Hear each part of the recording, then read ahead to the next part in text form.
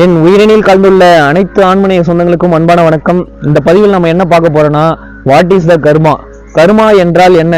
கர்ம வினை எப்படி செயல்படுகிறது? கர்ம வினை எப்படி மனிதனுக்கு சேருகிறது? கர்ம வினையால் எதெல்லாம் நடக்கிறது, கர்ம வினையால் எதெல்லாம் நடக்கல அப்படின்றது தான் இந்த பதிவில் நம்ம பார்க்க போறோம். பல பேருக்கு கர்மா இருக்குதாவேன்றது ஒரு டவுட்டா தான் இருக்கு, ஒரு கேள்வியா தான் இருக்கு. ஏங்க, இறைவனே இல்லைன்ட்டு சொல்றாங்க, கர்மா மட்டும் உண்மையாங்க அப்படின்னு கேட்குறாங்க. 200% 300% கர்மா இருக்குது, வினை இருக்குது, இறைவன் இருக்கிறாரு, சத்தியமான உண்மை. புரியுதுங்களா? நானும் ஆரம்ப கட்டத்தில் இதெல்லாம் நம்பாம தான் இருந்தேன். சில உண்மைகள்லாம் தெரிஞ்சு, சில உண்மைகள்லாம் உணர்ந்து, சில அனுபவத்தெல்லாம் பார்க்கும்போது தான் இதெல்லாம் சத்தியமான உண்மை, சித்தர்கள், மகான்கள், யோகிகள், ஞானிகள், அருளாளர்கள் சொன்னதெல்லாம் சத்தியமான உண்மைன்னு தெரிய வந்தது. சரிங்களா? ஆனால கர்ம வினை எப்படி செயல்படுகிறது, கர்ம வினை எப்படி சேருகிறதுன்னா, எல்லாமே பாவ புண்ணியத்துக்கு ஏற்ற மாரி தாங்க சேருது. பாவ புண்ணியத்துக்கு ஏற்ற மாரி தான் நம்மளை வழி நடத்துது. சரிங்களா? பாவ புண்ணியத்துக்கு ஏற்ற மாரி தான் பொருளாதாரமும் ஏறுது, பாவ புண்ணியத்துக்கு ஏற்ற மாரி தான் பொருளாதாரமும் குறையுது. சரிங்களா? பாவ புண்ணியத்துக்கு ஏற்ற மாரி தான் நம்ம வீடும் கட்டுறோம், பாவ புண்ணியத்துக்கு ஏற்ற மாரி தான் நம்ம வீடு கட்டாமல் இருக்கிறோம். சரிங்களா? எல்லாத்துக்கும் அடிப்படை நம்ம வினை தான், நம்ம கர்மா தான். சரிங்களா? இன்னைக்கு ஒரு ஏழை குடும்பத்தில் இருக்கிறோம், நம்மளுக்கு தகுதி இருக்கு, திறமை இருக்கு, சரிங்களா, நம்மளுக்கு உழைக்கிற அந்த தன்மை இருக்கு. ஆனா நம்மளால பொருளாதாரத்தை ஈட்ட முடியல, பொருளாதாரத்தை சம்பாதிக்க முடியல, பொருளாதாரத்துல உயர முடியல. அப்ப என்ன காரணம் பாத்தீங்கன்னா, நம்ம வினை தான், நம்ம கர்மா தான். சரிங்களா? ஒரு ஒரு ஒரு சைடு பாத்தீங்கன்னா, ஒருத்தன் உழைக்க மாட்டான், சோம்பேறித்தனமா இருப்பான், உக்காஞ்ச இடத்த விட்ட கூட நவர மாட்டான். அவன் இடத்துல பாத்தீங்கன்னா பொருளாதாரம் செழிப்பா இருக்கும், பொருளாதாரத்துல உயர்ந்த இடத்துல இருப்பான். அப்ப என்ன காரணம் கேட்டீங்கன்னா, அவங்க செஞ்ச அவங்க வம்சத்துல அந்த புண்ணிய காரியங்களாகட்டும், இல்லை அவங்க அப்பா அம்மா செஞ்ச புண்ணிய காரியங்களாக இருக்கட்டும், இவன் போன பிரிவில் செஞ்ச புண்ணிய காரியங்களாக இருக்கட்டும், இந்த பிரிவில் அவனுக்கு அவனுக்கு ஒரு பொருளாதாரத்துக்கு ஈட்டதா இருக்கட்டும், இல்லை அவன் வாழ்க்கையில சுபட்சமா இருக்கிறதா இருக்கட்டும், இன்னைக்கு அவன் செல்வ செழிப்போட இருக்கிறதுக்கு காரணமே அவன் செஞ்ச புண்ணியம் தான். சரிங்களா? நம்ம இப்படி ஏழையா இருந்து நம்ம முட்டி மோதி நம்மளுக்கு பொருளாதாரம் வராதுக்கு காரணமே, நம்ம செல்வ செழிப்போட இல்லாததுக்கு காரணமே நம்ம போன ஜென்மத்துல செஞ்ச பாவமா இருக்கட்டும், இல்லை நம்ம அப்பா அம்மா செஞ்ச பாவமா இருக்கட்டும், இந்த பிறவில அது முழுகுது. சரிங்களா? நம்மளுக்கு அது ஒரு முட்டுக்கட்டையா இருக்கு, நம்மளுக்கு ஒரு தடையா இருக்கு. இப்ப எல்லா ஸ்டெப்புக்கும் என்ன காரணம் கேட்டீங்கன்னா, வினை தான், கர்மா தான். சரிங்களா? இன்னைக்கு ஒருத்தன் சம்பாரிச்சு இன்னைக்கு வேலையில ஒரு 60,000 1 லட்சம் சம்பாதிப்பான். இன்னைக்கு ஒரு நாள் ஃபுல்லா ஒருத்தன் கொத்தனார் வேலை செஞ்சாலும், பிளம்பிங் வேலை செஞ்சாலும், இன்னைக்கு ஒரு நாள் ஃபுல்லா வேலை செஞ்சா கூட அவனுக்கு 800 ஒரு 1000 எல்லாம் சம்பாதிக்க முடியல. சரிங்களா? இன்னைக்கு ரொம்ப கஷ்டப்பட்டு கடுமையா இருந்துதான் அவனால ஒரு 1500 1000 சம்பாதிக்க முடியுது. அவன் சில பேர்லாம் ஏசியில இருந்து அவன் அவன் அறிவுத்திறனா இருக்கட்டும், அவன் அவன் வளர்ச்சியா இருக்கட்டும், அவன் சுத்தி இருக்கிற நண்பர்களா இருக்கட்டும், எல்லாமே அவனுக்கு ஊக்கத்தொகையா இருந்து அவனை வளர்த்து அவனை மேல்நிலை கொண்டு போறதுக்கு காரணமே அந்த வினை தான், கர்மா தான்.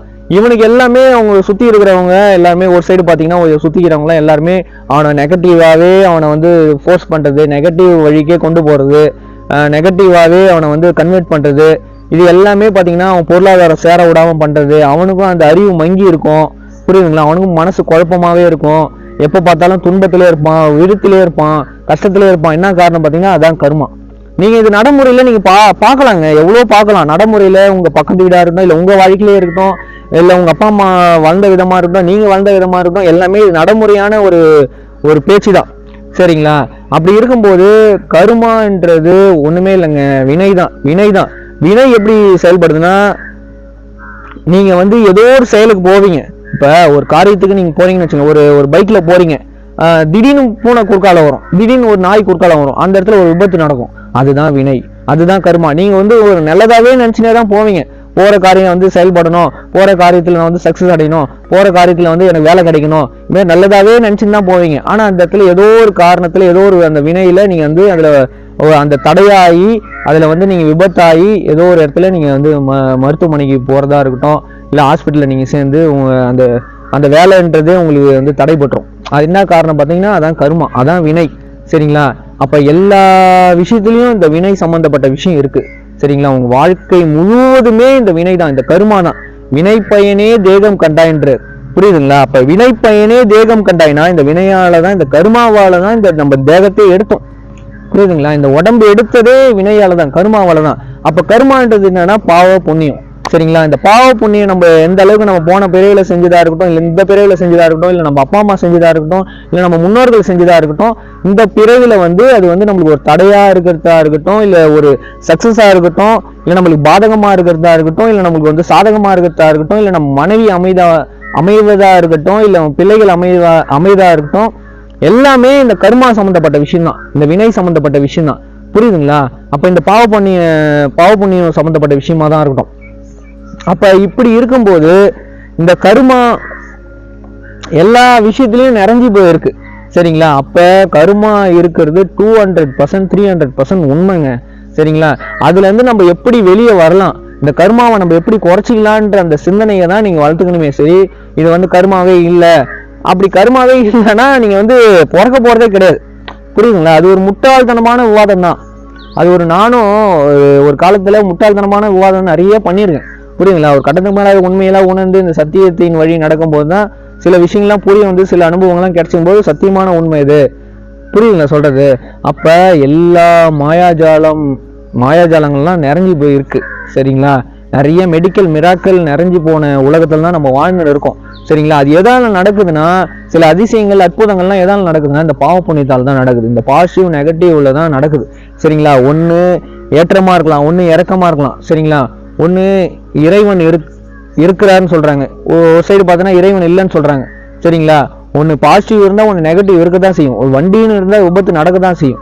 சரிங்களா. ரோடுன்னு இருந்தா அது பள்ளம் குழி மேடு இதெல்லாம் இருக்கதான் செய்யும். சரிங்களா. இப்போ வெயில் இருந்தாதான் நம்மளுக்கு வந்து மரத்தோட அருமையே தெரியுது, இயற்கையோட அருமையே தெரியுது. அது மாதிரி ஒண்ணு இருந்தாதான் உன்னோட அருமை நம்மளுக்கு தெரியும், அருமை பெருமைலாம் தெரியும். அது போலதான் இந்த நம்ம வந்து நம்ம வாழ்க்கையில இந்த செயல்பாடுன்னு ஒண்ணு இருந்தாதான் இந்த நெகட்டிவ் இந்த பாசிட்டிவ் நல்ல எண்ணம் வருது, கெட்ட எண்ணம் வருது. நம்மளுக்கு சில அப்பா அம்மாலாம் வந்து நம்மளுக்கு தொல்லை கொடுப்பாங்க, சில அப்பா அம்மாலாம் வந்து நம்மளுக்கு வந்து வாழ்த்துவாங்க, வழிகாட்டுவாங்க. சில பேருக்கு வந்து குருமார்கள் அமைவாங்க, சில பேர் குருமார்கள் அமைய மாட்டாங்க. சில பேருக்கு வந்து நண்பர்கள் வந்து வழிகாட்டியா இருப்பாங்க. சில நண்பர்கள்லாம் வந்து தீய பண்புகளே சொல்லி கொடுக்குற நண்பர்களா இருப்பாங்க. சில கணவன் மனைவி வந்து ஏற்குமாறா இருப்பாங்க. சில கணவன் மனைவி வந்து நண்பர்களா இருப்பாங்க. சில கணவன் மனைவி உயிருக்கு உயிரா இருப்பாங்க. எல்லாமே கர்மா அடிப்படையில் தாங்க. எல்லாமே கர்மா அடிப்படை தான், வேற எதுவுமே கிடையாது. கர்மா வினை அடிப்படையில் தான் எல்லா செயல்பாடுகளும் நடந்து கொண்டு இருக்கிறது. புரியுதுங்களா? அப்ப கர்மான்றது என்னன்னா செயல். சரிங்களா. நீங்க என்ன செய்றீங்களோ, நீங்க என்ன விதைக்கிறீங்களோ அதுவே நீங்க அறுவடை செய்யறீங்க. சரிங்களா. நெல்லை போட்டா நெல் எடுக்கிறீங்க, சொல்ல போட்டா சொல்ல எடுக்கிறீங்க, அவ்வளவுதான். ஒரு பந்து நீங்க மேல தூக்கி போறீங்கன்னா அது உங்களை நோக்கி தான் வரும். ஒரு செவுத்துல பந்து தூக்கி அடிக்கிறீங்கன்னா அது உங்களை நோக்கி தான் வரும். புரியுதுங்களா சொல்றது? நீங்க என்ன செய்றீங்களோ அது உங்களுக்கு நடக்கும். நல்லது செஞ்சா நல்லது நடக்கும், தீமை செஞ்சா தீமை நடக்கும். புரியுதுங்களா? பாவம் செஞ்சா பாவம் நடக்கும். ஒருத்தவங்களுக்கு நீங்க துன்பம் கொடுக்குறீங்களா, உங்களுக்கு ரிட்டர்ன் துன்பம் வரும். ஒருத்தவங்களுக்கு வேதனை வலி கஷ்டங்கள்லாம் கொடுக்குறீங்கன்னா உங்களுக்கு அது ரிட்டர்ன் திரும்பி வரும். புரியுதுங்களா? அதுக்கு சில காலங்கள் நேரங்கள் அது எடுத்துக்கும். பிரபஞ்சம் வந்து நீங்க என்ன, பிரபஞ்சம்ன்றது ஒரு கண்ணாடி மாதிரி. சரிங்களா. அது நீங்க அதான் இப்ப சயின்ஸ்ல சொல்றாங்க, எல்லா வினைக்கும் ஒரு சமவினை உண்டு. சரிங்களா. எல்லா வினைக்கும் ஒரு நேர்மறை எண்ணங்கள் இருந்தா ஒரு எதிர்மறை எண்ணங்கள் இருக்கதான் செய்யுது. அப்ப சயின்ஸ் சொல்லுது எல்லா வினைக்கும் ஒரு சமவினை உண்டு. சரிங்களா. நீங்க என்ன வினையை நீங்க வந்து செலுத்துறீங்களோ அந்த வினை தான் உங்களுக்கு ரிட்டர்ன் வருது. சரிங்களா. அதுதான் கர்மா. இப்ப பிரபஞ்சம் ஒரு கண்ணாடி போல. சரிங்களா. நீங்க என்ன வந்து கொடுக்குறீங்களோ, நீங்க என்ன ஒரு நல்ல எண்ணம் கொடுக்கறதா இருக்கட்டும், இல்ல தீய எண்ணம் கொடுக்கறதா இருக்கட்டும், அந்த கண்ணாடி உங்களுக்கு வந்து ஒரு 2 மடங்கு 3 மடங்கு உங்களுக்கே திருப்பி கொடுக்குது. சரிங்களா. இதான் கர்மா. நீங்க என்ன விதைக்கிறீங்களோ அதுதான் நீங்க அறுவடை செய்வீங்க. சரிங்களா. இதுதாங்க கர்மா. இந்த கர்மாவில இருந்து எப்படி வெளியே வரலாம், எப்படி அதை வந்து கையாளலாம், அதை எப்படி கழிக்கலான்றதை நீங்க சிந்திச்சு அது வெளியே வர வழியை பாருங்க. சரிங்களா. அதுல இருந்து நம்ம எப்படி மீளலாம், அதுல இருந்து நம்ம செயலை மாத்திக்கின்னு எப்படி நம்ம வந்து புண்ணிய காரியங்களுக்கு போகலாம். ஒண்ணுமே இல்லைங்க. இப்ப வந்து பாவம் செஞ்சா உங்களுக்கு வந்து டவுனா போயினே இருக்கும். புண்ணியம் செஞ்சா நீங்க வந்து ஒரு ஏற்றத்திலே இருப்பீங்க, எப்பயுமே ஒரு உயர்ந்த இடத்துல இருப்பீங்க. புண்ணியம் செஞ்சா அது உங்க அப்பா அம்மா செஞ்ச புண்ணியமா இருக்கட்டும், இல்ல உங்க வம்சம் செஞ்ச புண்ணியமா இருக்கட்டும், இல்ல உங்க பரம்பரை செஞ்ச புண்ணியமா இருக்கட்டும். சரிங்களா. ஒரு வம்சத்துல பாத்தீங்கன்னா எல்லாருமே வந்து செல்வ செழிப்போட இருப்பாங்க. அது என்ன காரணம் பாத்தீங்கன்னா அவங்க வம்சமே வந்து ஒரு புண்ணிய காரியங்களை செஞ்சுனே வருவாங்க. சரிங்களா. அது என்ன கஷ்டம், வெயில் மழை எதா இருந்தாலும் புண்ணிய காரியங்கள் செஞ்சுனே வருவாங்க.